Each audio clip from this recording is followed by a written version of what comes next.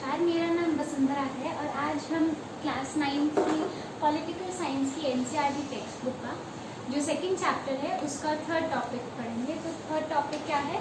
भारतीय संविधान का निर्माण। आपको याद हो तो पिछली वीडियो के अंदर हमने साउथ अफ्रीका के यानी दक्षिण अफ्रीका के जो है संविधान निर्माण के बारे में बात की थी कि किन कठिनाइयों से वह गुजरा, क्या क्या सिचुएशंस थी, किन के बीच में उन्होंने जो है अपने संविधान का निर्माण किया। आज हम अपने देश के भारत के जो संविधान का निर्माण का प्रोसीजर जो रहा, जो सिचुएशन थी उसके बारे में डिस्कस करेंगे। तो जब भारत के संविधान निर्माण की बात आती है तो जो परिस्थितियां थी वो बहुत सरल नहीं थी। दक्षिण अफ्रीका की तरह ही बहुत हिंसा थी, बहुत कुछ था।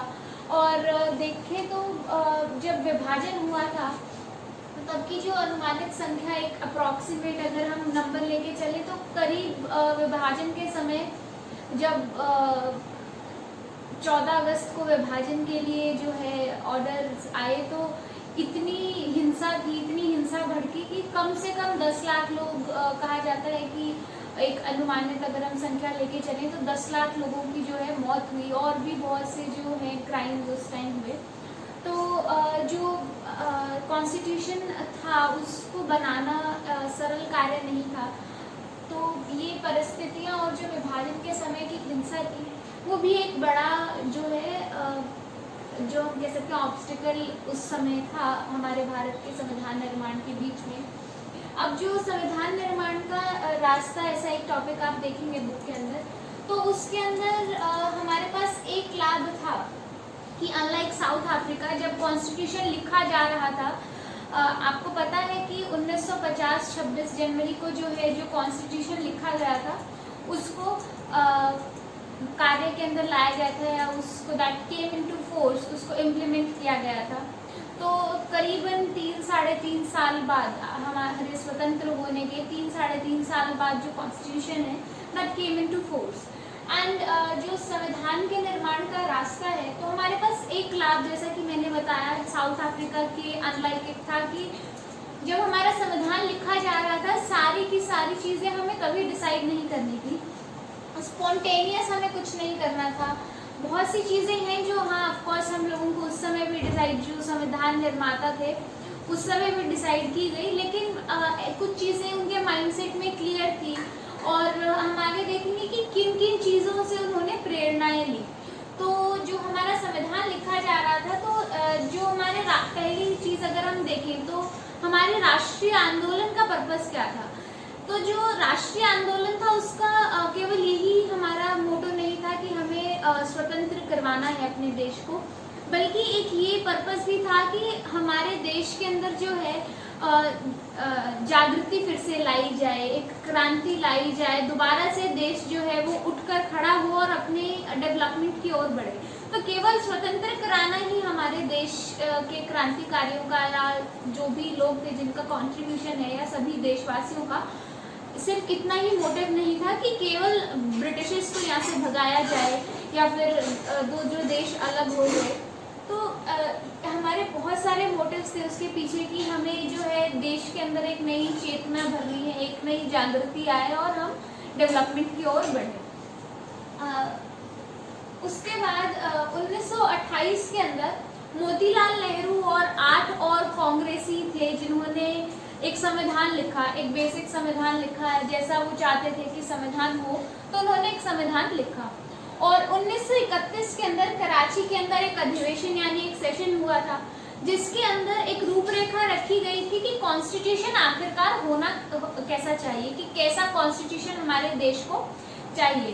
तो आप देख लें कि आज़ादी हमें 1947 में मिली थी, मगर जो कॉन्स्टिट्यूशन की बातें 1928, 31 इस समय भी हो रही थी। तो 1931 के अंदर एक रूपरेखा रखी गई। तो ये एक छोटा सा प्रोसेस नहीं था एंड अगर देखा जाए तो ये बहुत हेल्पफुल था, बिकॉज इस समय से जब रूपरेखा बनाई जाने लगी थी तो जो है जब कॉन्स्टिट्यूशन लिखा गया, एक्चुअली में लिखा गया, जब सभी लोगों ने बैठकर व्हेन दे पेन्ड इट डाउन, जब फाइनल कॉन्स्टिट्यूशन लिखा जा रहा था तब उनको बहुत दिक्कतें नहीं हुई कि हम लोगों को क्या क्या चीज़ें चाहिए। तभी उन्हें डिसाइड, जैसे हमने यहाँ पे देखा कि ये साउथ अफ्रीका के अंदर जो है पॉसिबल नहीं था, उनको उसी समय सब चीज़ें डिसाइड करनी पड़ी थी, अनलाइक भारत। तो 1931 के अंदर एक सेशन था, उसके अंदर कॉन्स्टिट्यूशन की रूपरेखा रखी गई कि कैसा हमें कॉन्स्टिट्यूशन चाहिए। उसके बाद में फिर ये कुछ चीज़ें थी जो हाँ हमें चाहिए ही चाहिए थी कि एक तो सार्वभौमिक वयस्क मताधिकार जो है, यूनिवर्सल अडल्ट फ्रेंचाइजी, हमारे देश के अंदर हर जो अडल्ट नागरिक है, अडल्ट सिटीजन है, 18 साल से ऊपर का कोई भी है तो वो वोट देने के लिए मान्य है, योग्य है, उसका अधिकार है। और जो है इसके बाद में फिर हमारे पास हर किसी की स्वतंत्रता और समानता, ये भी एक इम्पॉर्टेंट पॉइंट उसके अंदर होना चाहिए था। जैसा कि हम कॉन्स्टिट्यूशन के अंदर देखते हैं, everyone is equal in front of constitution. तो ये 2 पॉइंट्स जरूर थे। एक अल्पसंख्यक जो थे, जो माइनॉरिटीज थी, जैसे कि 2 नेशन थ्योरी हम पढ़ते हैं जिसके बेसिस के ऊपर विभाजन हुआ कि एक इस्लामिक कंट्री होगी और दूसरी जो है हिंदू लोगों की जो कंट्री होगी। तो ऐसे 2 नेशन थ्योरी पे जब डिवाइड किया गया तो ऑफ कोर्स कुछ लोग जो बॉर्डर लाइंस के ऊपर रहते थे तो कुछ इस्लामिक लोग यहीं रह गए, कुछ नहीं जाना चाहते थे, या वहाँ से जो रेफ्यूजीज आए, या और भी बहुत सारे अल्पसंख्यक जो हैं उस समय हमारे देश के अंदर थे और आज भी हैं। तो उन लोगों के लिए कुछ स्पेशल लॉज, उनको कुछ स्पेशल बेनिफिट्स दिए गए, या फिर जो पिछड़ी जाति के लोग थे उनके बारे में जो है सोच विचार किया गया। उसके बाद जो है 1937 के अंदर अंग्रेजों ने, ब्रिटिशर्स ने जो है प्रादेशिक असेंबलियों के चुनाव करवाए गए। अब वैसे तो बहुत ट्रांसपेरेंट और बहुत वर्किंग के अंदर बहुत एफिशिएंट नहीं थे, मगर उसके अंदर जो भी लोगों को इंक्लूड किया गया था उन्हीं लोगों को बाद में संविधान लिखना था। तो ये हमारे लिए थोड़ा ईज आउट हुआ यहाँ पर कि जो लोग संविधान लिखने वाले थे वही लोग जो है उन असेंबलीज के अंदर चुनाव के अंदर जो है निर्वाचित किए गए थे। और फिर जो है उससे उनको जो एक्सपीरियंसेस मिले, जो उनके उससे थॉट प्रोसेसेस और जो भी उनकी धारणाएं बनी, वो जो है फिर आगे संविधान के निर्माण के अंदर हमें बहुत लाभदायक रही। उसके बाद में हम लोगों के जो संविधान निर्माता थे, जितने भी लोग थे, उन्होंने बहुत से पूरे विश्व के जितने भी संविधान हैं सभी से कहीं ना कहीं से अगर हम देखें, या जितनी भी क्रांतियां हुई है कहीं ना कहीं से उन्होंने जरूर कुछ ना कुछ प्रेरणा ली थी। तो कुछ एग्जाम्पल्स हम यहाँ देखेंगे कि जो रूस के अंदर रिफॉर्म्स हुए थे, इकोनॉमिक जो रिफॉर्म्स हुए थे उससे उन्होंने प्रेरणा ली। जो फ्रांसीसी क्रांतियां हुई थी उससे उन्होंने प्रेरणा ली। ब्रिटेन के कॉन्स्टिट्यूशन और अमेरिका के जो अगर हम देखें कि उनकी क्या सूची है लोगों के अधिकारों की, तो उससे उन्होंने बहुत सारी प्रेरणाएं ली। और इन सब के बेसिस पे जो है एक कॉन्स्टिट्यूशन को जो एक बेसिक रूप दिया गया और फिर उसका निर्माण हुआ। तो ये एक छोटा प्रोसेस नहीं था। अगर हम देखें पूरा इतना बड़ा हमारा कॉन्स्टिट्यूशन है, उसको लिखने के लिए इतने सब लोग बैठे थे और इतनी सारी चीज़ों का उन्होंने ध्यान रखा कि भारत जो है अगर हम देखें एक बहुत ही विविध देश है। हमारे देश के अंदर जैसा कि आप जानते हैं 22 रीजनल लैंग्वेजेस को मान्यता दी गई है। बहुत से कल्चर्स, बहुत से ट्रेडिशंस और बहुत अलग अलग तरह के लोग जो है हमारे यहाँ रहते हैं।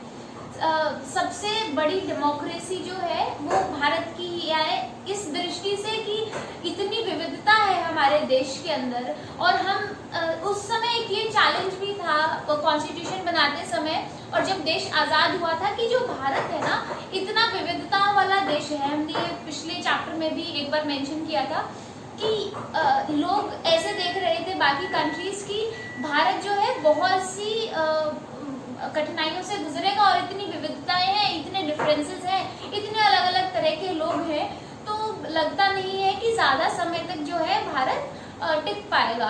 और जब 22 रीजनल लैंग्वेजेस को मान्यता देने की बात आई, तब भी ये सवाल उठा कि क्या ये देश को अलग अलग हिस्सों में तो नहीं बांट देगा, but that acted as adhesive or a glue we can say to stick everybody together।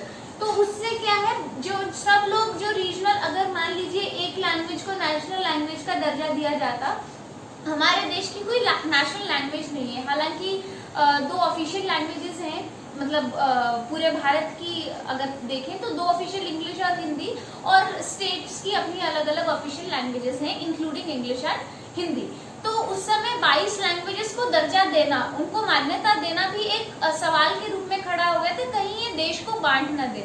लेकिन that was a wise decision and that got the country together. तो ऐसी बहुत सी चीज़ें हैं जिनको ध्यान में रख करके कॉन्स्टिट्यूशन को बनाया गया, और हमारा जो कॉन्स्टिट्यूशन है वो अनुकरणीय और एग्जाम्पलरी है।